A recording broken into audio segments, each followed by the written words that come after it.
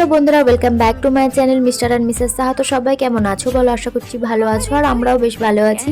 তো আবারও একটা নতুন ব্লগ তোমাদের সাথে শেয়ার করতে আসলাম। সবাইকে জানাই গুড মর্নিং, আর আমার এই ব্লগে অনেক অনেক ওয়েলকাম। চলো ভিডিওটা শুরু করি, তোমরা ভিডিওটা পুরোটা দেখতে থাকো, আশা করছি ভালো লাগবে। সকালে সমস্ত কাজকর্ম সেরে আমার স্নান পুজো সমস্তটাই করা হয়ে গেছে, তারপর আমি ভিডিওটা শুরু করছি। যে দেখো আমার ছেলেও কিন্তু ঘুম থেকে উঠে গেছে, আর ও কিন্তু এখন কোল থেকে নামতেই চাইছিল না।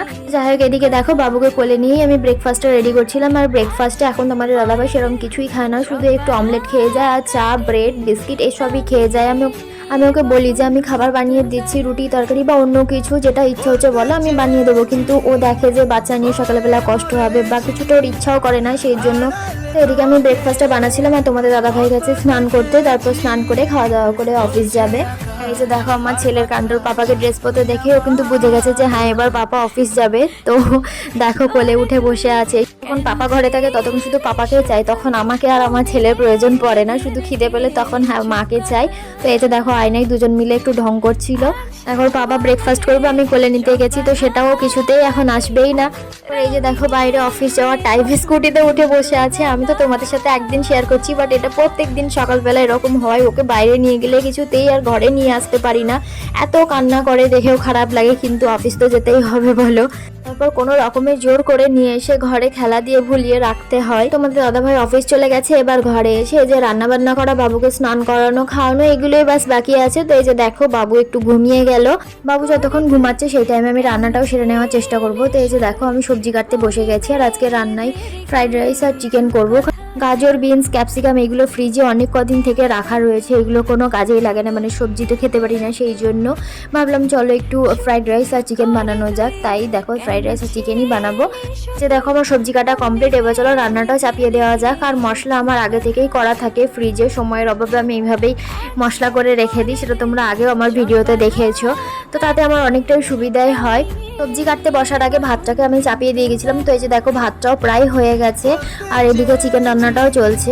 ডেলি ডেলি একঘেয়েমি খাবার খেতে আমার একদমই ভালো লাগে না, তাই মাঝে মধ্যে এইভাবে টুকটাক সানডে বা স্যাটারডেতে এরকম ফ্রাইড রাইস চিকেন বা বিরিয়ানি বা চিলি চিকেন যাই হোক কিছু একটা বানিয়ে নিই, বেশ ভালো লাগে একটু অন্যরকম। আর আমার মনে হয় এইসব রান্নায় এক তরকারি ভাত তাড়াতাড়ি হয়ে যায়, আর ওই 5 তরকারি ভাত টুকটাক করে করতে করতে অনেকটাই সময় লেগে যায়।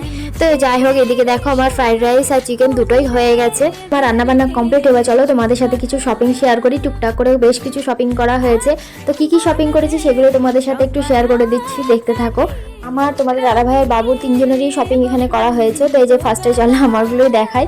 তো এই যে একটা গাউন দেখতেই পাচ্ছ, একটা মানে সুন্দর গ্রিন কালারের একটা গাউন, ফুল আনারকলি, একদম কতটা ঘের আছে দেখেই বুঝতে পারছো। আর এটা একদম পিওর কটনের। তো এটা হচ্ছে আমার বার্থডে গিফট, এটা তোমাদের দাদা ভাই দিয়েছে। তারপর এই যে দেখো আর একটা 3 পিস, এটা আমার মা আমাকে দিয়েছে বার্থডেতে। তো এটাও কিন্তু কালারটা খুবই সুন্দর, লেমন গ্রিন কালারটা খুবই সুন্দর। মা টাকা পাঠিয়ে দিয়েছিল, তো আমি নিজে পছন্দ করে কিনেছি। তো এটা হচ্ছে উপরে কুর্তাটা আর প্যান্ট, আর এটা হচ্ছে ওড়না। আর আমি হচ্ছে অল্পতে খুশি হওয়া মানুষ, আমার বেশি কিছু ডিমান্ড নেই। তো এই বার্থডেতে মা একটা দিয়েছে, তোমার দাদা ভাই একটা দিয়েছে, এতেই আমি খুশি, আমার আর কিছু চাই না। তো ওই বড় বড় ডিমান্ড আমার কিছু নেই। যাই হোক, এই যে দেখো আরো একটা গাউন, এটা আমি কিছুদিন আগে অনলাইন থেকে নিয়েছিলাম। হোয়াইটের মধ্যে বেশ অনেক রকম কালার আছে, বেশ ভালো লাগছে, আর গলাটাও কাজ করা আছে, আর ঘেরও অনেকটাই বেশ ভালো। এই যে দেখো আরো একটা গাউন, খুবই হালকা ইয়েলো কালারের, তার উপর এরকম পিঙ্ক আর গ্রিনের ফুল করা রয়েছে। তো এটাও বেশ ভালো লাগছে, আর এটা পিছন থেকে স্ট্রেচেবল।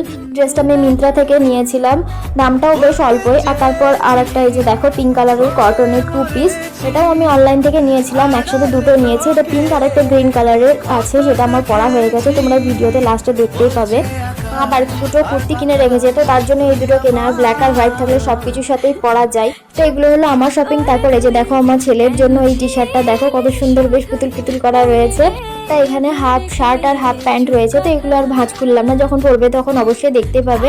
এই যে দেখো বাবুর জন্য এক জোড়া শুজ নিয়েছি, তো শুজ দুটো কত সুন্দর, ছোট ছোট, কি উঠতে হয় না, আর লাইটও জ্বলছে, দেখতে বেশ মজার লাগছে। মার্কেটে বাচ্চাদের শুজ তেমন পাওয়া যাচ্ছিল না, তাই অনলাইন থেকে এ দুটো নিয়ে। এই যে তোমার দাদা ভাইয়ের জন্য 3টে টি শার্ট এখানে রয়েছে, আর একটা রয়েছে ব্ল্যাক কালারের, ওটাও আগে পরে নিয়েছে। তো এইটা 3টে সেম নিয়ে, শুধু কালার আলাদা। বাবুর জন্য শুধু দুটো নিয়েছি, কারণ মা বাড়িতে আরো অনেকগুলো কিনে রেখেছে, তো সেইগুলো অবশ্যই তোমাদের সাথে পরে শেয়ার করব। যে দেখা একটা ছোট স্লিং ব্যাগ, এটা মিশো থেকে নিয়েছি, হোয়াইটের মধ্যে বেশ একটা পার্পল কালারের বো করা রয়েছে, আমার তো বেশ দেখে ভালো লাগলো, তাই নিয়ে নিলাম। তো এখানে রয়েছে 2 জোড়া জুতো, দুটো ব্ল্যাকের মধ্যে। তো ভাবছো যে কেন এত শপিং করলাম, তার জন্য চ্যানেলটাকে সাবস্ক্রাইব করে আমার ভিডিও ফলো রাখো আগে, অবশ্যই সমস্তটা জানতে পারবে কি কি প্ল্যানিং আছে, কিসের জন্য এত শপিং করলাম সেগুলো সমস্তটাই তোমাদের সাথে শেয়ার করার চেষ্টা করব। আর এই যে দেখো ভিডিও করতে গিয়ে আমার ঘরের কি অবস্থা, আমি এদিকে ভিডিও করছিলাম আর আমার ছেলে আলমারি থেকে সব জামা কাপড় টেনে টেনে বের করেছে। এগুলো সব আমাকে এখন আবার গোছাতে হবে। আর আমি ভাবলাম যে চলো একটু শপিংটাও তোমাদের সাথে শেয়ার করে দিই, যেহেতু এখন প্যাকিংটাও করবো সেই জন্য একেবারে তোমাদের সাথে একটু শেয়ার করে দিলাম। তো তোমাদের আমার শপিংগুলো কেমন লাগলো, কোনটা বেশি ভালো লাগলো অবশ্যই জানাবে। তো ঘর দেখে এখন ভয় লাগছে যে এগুলো সব এখন আমাকে গোছাতে হবে। আর ঘরে ছোট বাচ্চা থাকলে তো এরকম হবে, একটু দুষ্টুমি করবে, একা থাকে, তো সেই জন্য আমি কিছু মনে করি না। তারপর এই যে দেখো এখান থেকে হচ্ছে তার পরের দিনের ভিডিও, মানে রবিবারের ভিডিও। সেদিন গেছিলাম একটু ঘুরতে আর আমরা কিন্তু স্কুটিতে করে গেছিলাম। প্রথমবার তোমাদের দাদা ভাইয়ের সাথে স্কুটিতে এতটা দূর গেলাম, তাও আবার চেনা রাস্তা না, মানে গুগল ম্যাপ দেখে দেখে গিয়েছি। এই যে দেখো ম্যাপের রাস্তা দেখে দেখে ঠিক পৌঁছেও গেছি। এই হচ্ছে আমাদের লোকেশন। তো এই মন্দিরটার নাম হচ্ছে জেকে টেম্পল, এখানকার ফেমাস মন্দির বলতে পারো। তো বেশ ভালোই মন্দিরটা, আর মন্দিরের আশেপাশে এরিয়াটাও বেশ সুন্দর। এটা হচ্ছে রাধা কৃষ্ণের মন্দির। তো ভিতর থেকে আমরা দর্শন করে চলে এসেছি, ভিতরে ক্যামেরা অ্যালাউ ছিল না। আর মন্দিরের বাইরে বাচ্চাদের কয়েকটা খেলনার দোকান টোকান ছিল, সাথে খাবার দোকানও ছিল। তো আমরা আলু টিক্কি আর আইসক্রিম এইসবই খেলাম। তারপর এই যে দেখো মন্দিরের বাইরে বসে একটু টাইম স্পেন্ড করছিলাম, বেশ ভালো লাগছিল। বিকেল বেলাটা বেশ অনেক লোকজনই ছিল। আর এখন বেলা তো অনেকটাই বড় হয়েছে, তাই ভাবলাম একটু বসে তারপর যাচ্ছি বাড়ি। আর এই যে দেখো আমার ছেলে বাবু কিন্তু ঘুরতে গিয়ে খুব মজা পেয়েছে, আর কেমন একা একাই ঘুরে বেড়াচ্ছে দেখো। এখন হাঁটতে শিখে হাতটাও ধরতে দেয় না, মানে নিজেই হাঁটবে।